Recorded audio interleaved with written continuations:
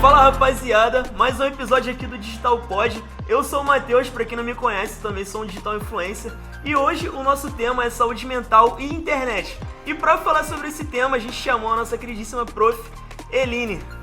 Oi Matheus, obrigada pelo convite. É um prazer estar com vocês aqui no podcast.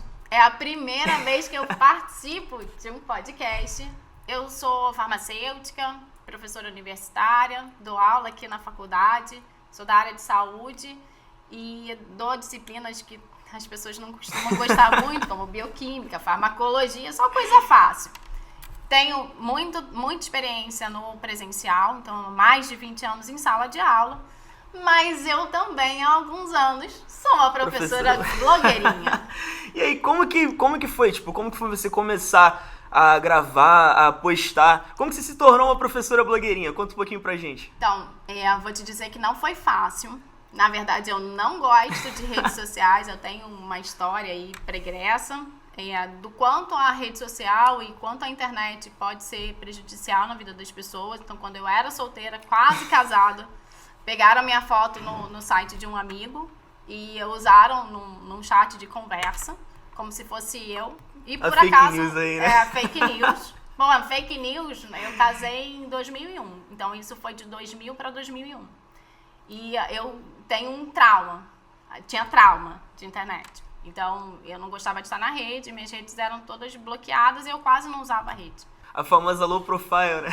Isso. Então, eu nem conhecia Instagram. E foram os meus alunos que me levaram para o Instagram. Então, eu tinha uma rede fechada, que era basicamente um contato direto só com os meus alunos do presencial, e eles pediram para que eu começasse a postar conteúdo. Então, comecei bem devagar e começou a dar ruim, né? Porque as pessoas pediam para entrar e eu não conhecia o nome das pessoas, o login. E aí eles falavam assim para mim: prof, pedi pra você me aceitar e você não me aceitou. Eu falei: quem é você? Né? E aí meu marido falou: isso vai dar ruim. Mas você já postava alguma coisa antes pra poder eles pedirem mais? Como que foi essa parada? Então, aí comecei a postar algumas coisas de conteúdo. Eu fazia muita repostagem de conteúdo que eu achava interessante. Eu me adaptei muito ao Instagram. Assim, eu já tive Orkut. Eu não cheguei a pegar essa época, não. Facebook, 20 anos de presencial, você já imagina, né? Quase 30 de formado.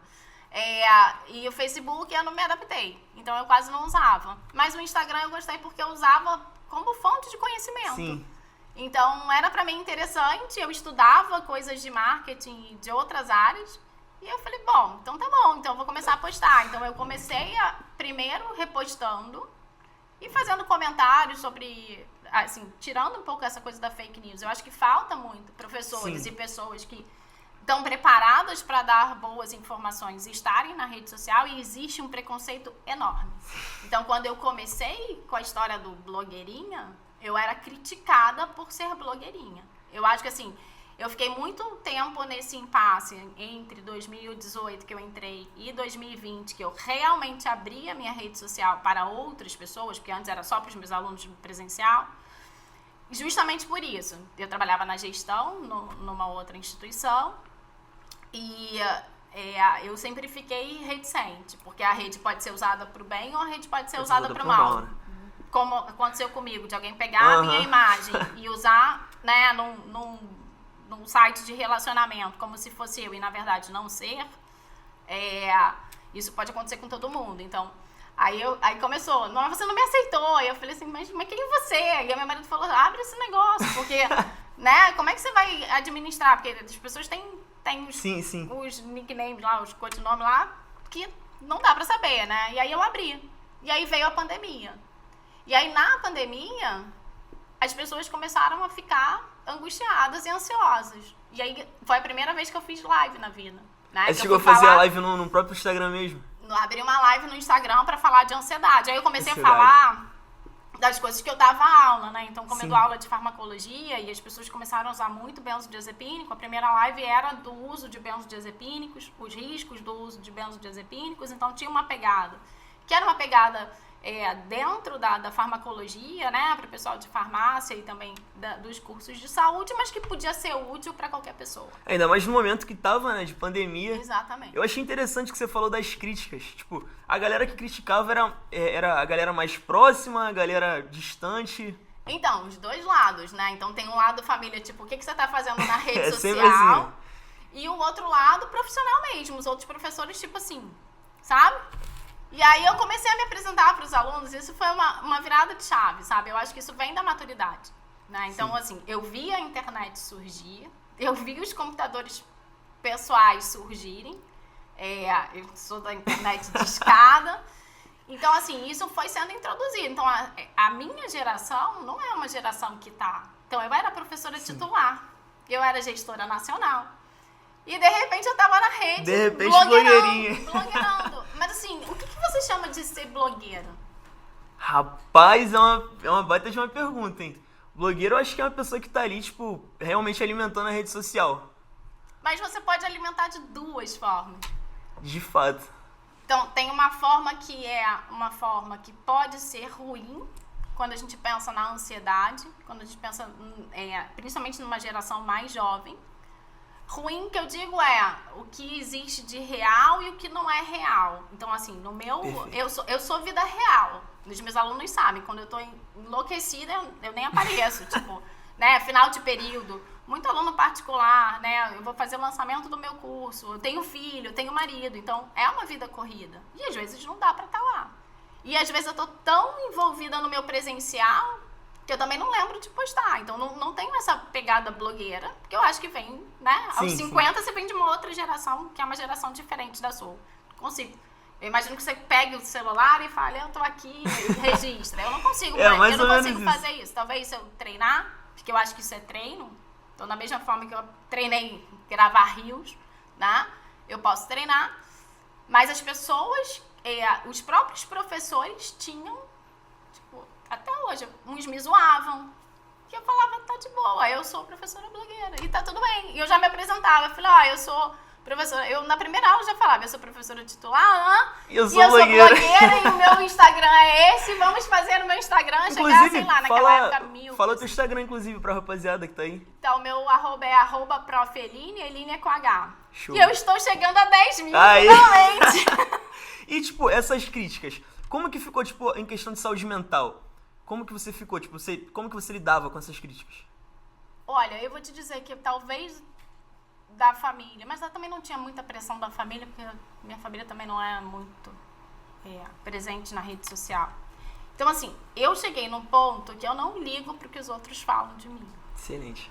Mas eu tenho uma maturidade, uma vivência, que quando eu comparo com os meus filhos, que são pequenos, e com os meus alunos, talvez eles não tenham isso.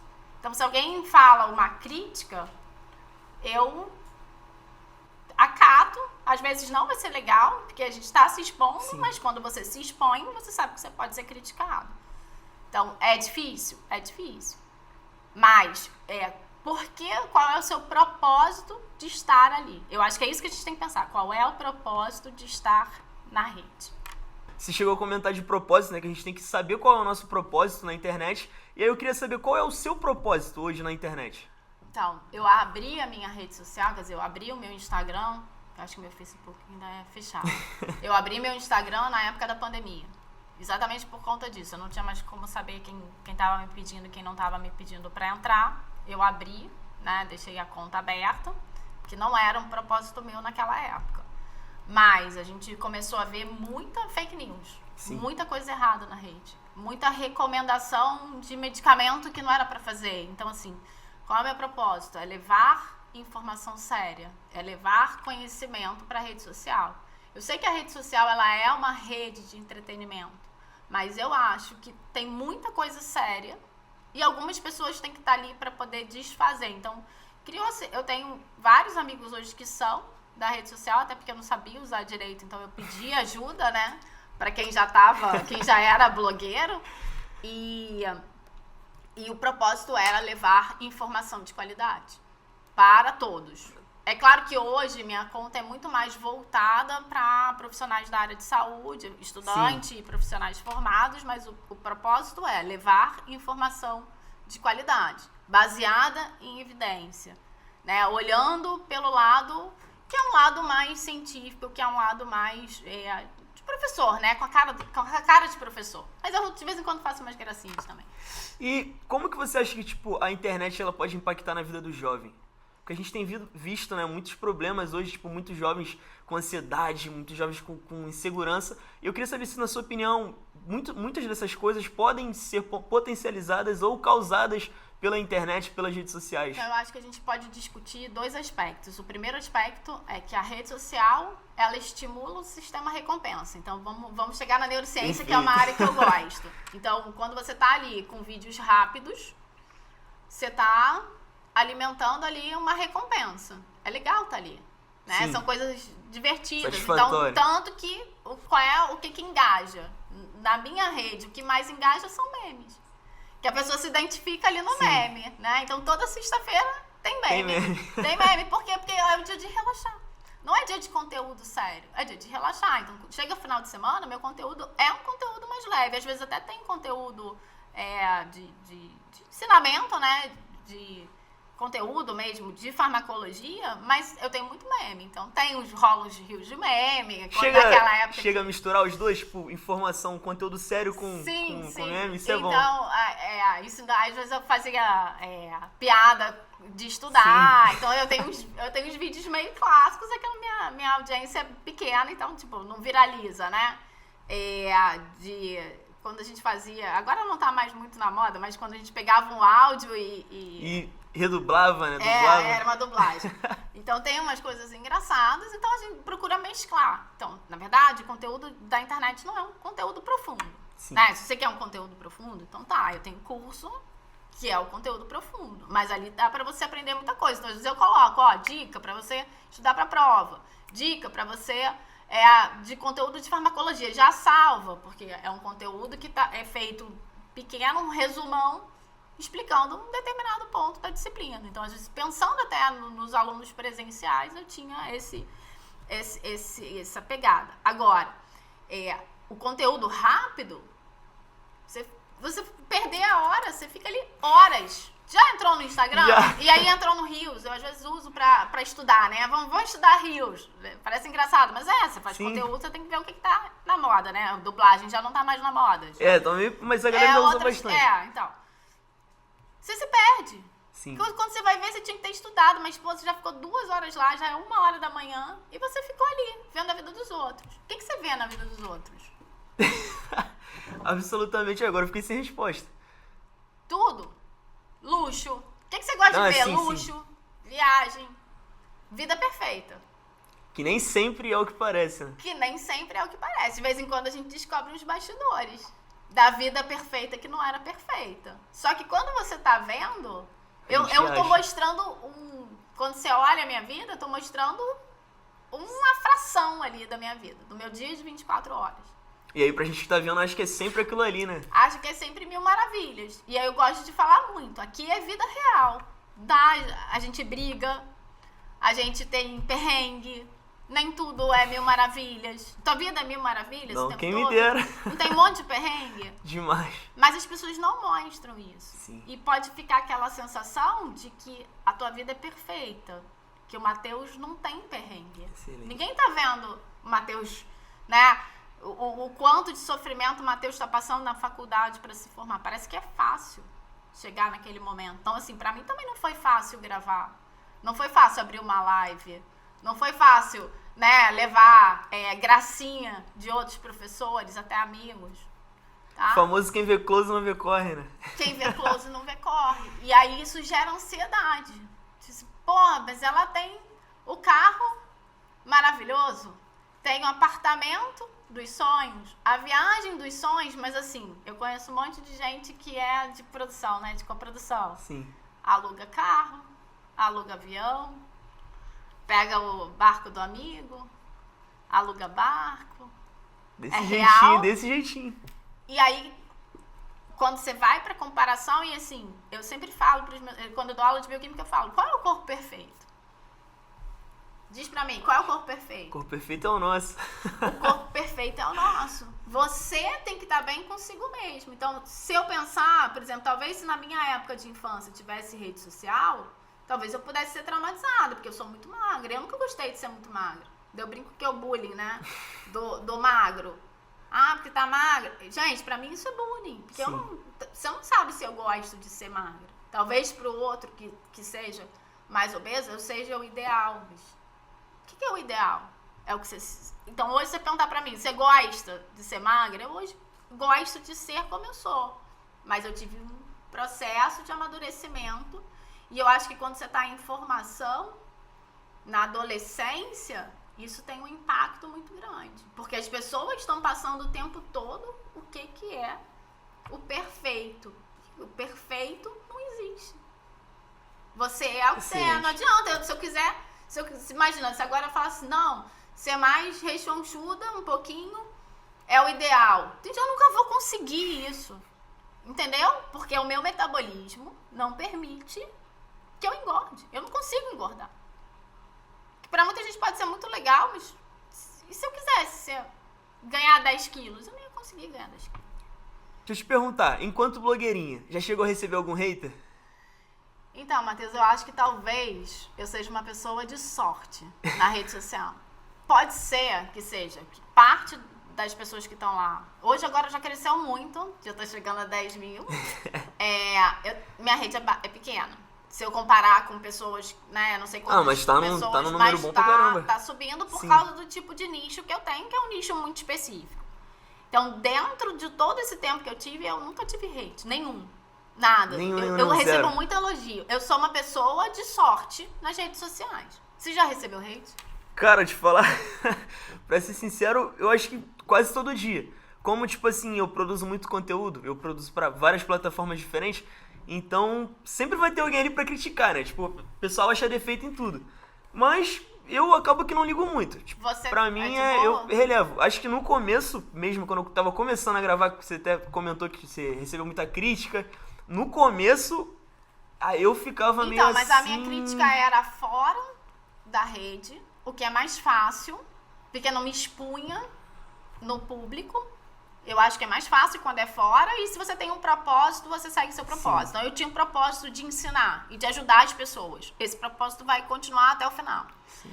Eu acho que se eu tivesse recebido hate, talvez eu tivesse desanimado de estar lá, porque é muito difícil você ir pra câmera e gravar.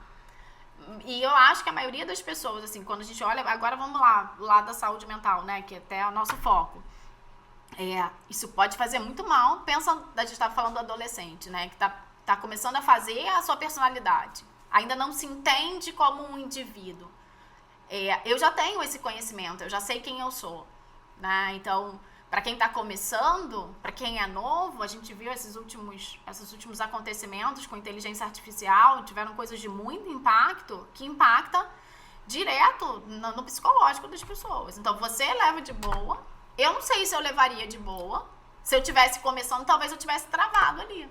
Tipo, no começo, eu fiquei meio assim. Tipo, a galera me zoava muito, me criticava, e era hater mesmo. Tipo, a galera ficava lá comentando. Só que, pô, sim, eu acho a custo de nada, né? Tipo, eu acho muito bizarro isso. Mas eu acho que é quem não tem coragem de estar lá. Sim. E como eu sempre gostei de fazer palhaçada, sempre gostei de fazer o pessoal rir, eu falei, cara, quer saber? Eu vou continuar e é isso. Legal você ter continuado. Por quê? Porque eu acho que o cara que tá ali na internet é muito fácil falar mal do outro. Porque você tá dando a cara a tapa, eu tô dando a cara a tapa e não é todo mundo que tá ali. Então o cara não tem coragem e ele vai pra te sacanear. Pode falar. Vai falar. Né? Ele faz pra te testar. Sim. Porque ele não tem coragem de fazer.